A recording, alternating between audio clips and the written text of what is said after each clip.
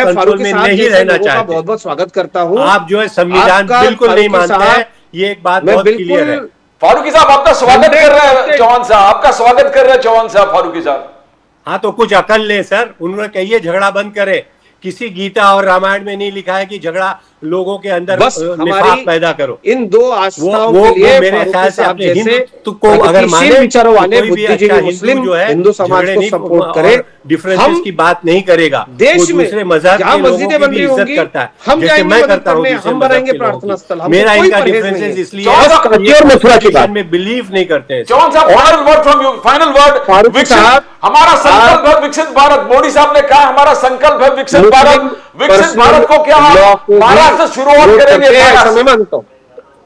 विकसित भारत महाराष्ट्र से शुरू होगा। महाराष्ट्र विल कंट्रीब्यूट टुवर्ड्स विकसित भारत। मोदी जी, फाइनल वर्ड चौहान साहब।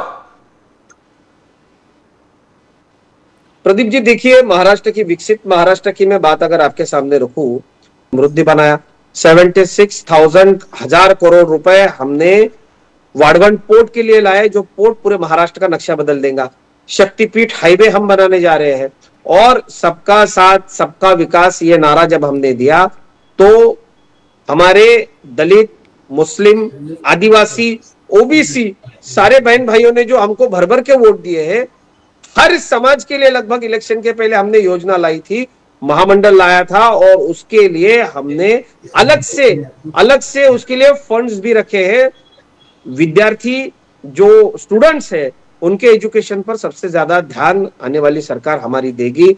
हम इतने उद्योग महाराष्ट्र में जितने हमने लाए हैं और इतने रोजगार क्रिएट किए हैं, वो अपने आप में पिछले कुछ सालों में विक्रम है। तो मुझे ऐसा लगता है कि आने वाले विकसित महाराष्ट्र की शपथ हमारे मुख्यमंत्री 5 तारीख को लेंगे, और पूरे ताकत के साथ आदरणीय प्रधानमंत्री नरेंद्र मोदी जी हमारे सरकार के पीछे अगर खड़े हैं, तो सबका साथ सबका विकास इस महाराष्ट्र में रहने वाले हर जाति, समूह, धर्म के व्यक्ति को पूरी तरीके से सशक्त और विकसित करने के लिए हम कटिबद्ध हैं। Indrapal Singh ji, as Ajit Pawar finance minister, Maharashtra is waiting for good times. Indrapal Singh ji,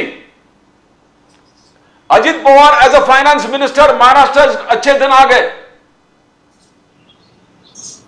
Indrapal Singh ji, definitely पहले भी जब वो फाइनेंस मिनिस्टर थे तो अच्छे दिन ही थे। महाराष्ट्र में विकास तो हुआ ही है। अब वो विकास किसी को नहीं दिखता है, या विरोधी विद्वान नेता को भी नहीं दिखता है, तो मुझे बड़ा अफसोस होता है कि वो जितने सेंटर से हुए या महाराष्ट्र में जो विकास हुए हैं, वो Ajit Pawar ji as a finance है और बहुत ही एक कैपेबल, एफिशिएंट और जबरदस्त फाइनेंस मिनिस्टर हैं। और उन्होंने जो काम किया है बतौर फाइनेंस मिनिस्टर, वो अपने आप में रिमार्केबल काम है। और आगे भी अगर उन्हें फाइनेंस डिपार्टमेंट मिलता है, और मिलना ही है, मिलता है, तो डेफिनेटली महाराष्ट्र का विकास हम आगे देखेंगे। फाइनल वर्ड और फारूकी साहब, फाइनल वर्ड आसिफ फारूकी साहब, कैसे देखते हो? मैं इनसे रिक्वेस्ट करूंगा कि ये लोग पहले तो कॉन्स्टिट्यूशन में बिलीव करना शुरू करें, दूसरों के रिलीजन के ऊपर उंगली ना उठाएं। इनको कोई हक नहीं पहुंचता था कि मैं कुरान में कितना बिलीव करता हूं कि नहीं, क्योंकि ये मुद्दा आज इनके लिए था नहीं। ये अपना सबका अपना पर्सनल मुद्दा होता है रिलीजन, और किसी मुसलमान ने आज तक कोई ऐसा हरकत नहीं की है कि जो कॉन्स्टिट्यूशन में न बिलीव करता हो, और खुदा न खास्ता कोई ऐसा करता है तो मैं इनसे और आगे आने वाले तमाम लोगों से रिक्वेस्ट करूंगा कि संविधान के अंदर जो भी उसकी सज़ा हो उसको मिलनी चाहिए। हम लोग संविधान को बिलीव करते हैं, हम कुरान हमारा पर्सनल मामला है, हम उसके अंदर बिलीव करते हैं। मैं इनको ये बता देना चाहता हूँ, ये किसी के कुरान और रिलीजन या मंदिर मस्जिद का मजाक ना उड़ाएं, इनको सीरियस रहना चाहिए और ये सीखें। थैंक यू आसिफ फारूकी साहब, thank you so much. Indrapal Singh ji, thank you so much. Thank you sir, thank you. Ajit Chauhan ji, thank you so much. That's been a fantastic discussion. That has been a very, very good, very intellectual kind of a discussion where the viewers had a lot of information coming from all the spokesperson about the affairs of the nation, Maharashtra and Mumbai. As we always end with the preamble to the Constitution, we say, we the people hereby resolve to constitute India into a sovereign, socialist, secular, democratic republic and to secure to all its citizens justice, equality, liberty and fraternity. Justice that is social, economic and political. Equality before the law and equal protection of rights where equality is concerned. When you talk about liberty, freedom of speech, expression, faith, worship and belief, and the right to life, liberty and pursuit of happiness. When you talk about fraternity, believing in universal brotherhood, believing the territorial and political integrity of the nation.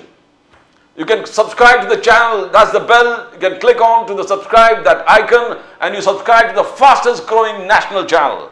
And you say, as we talk to the about the comprehension of the Constitution, that's the bell, subscribe to Nation Now.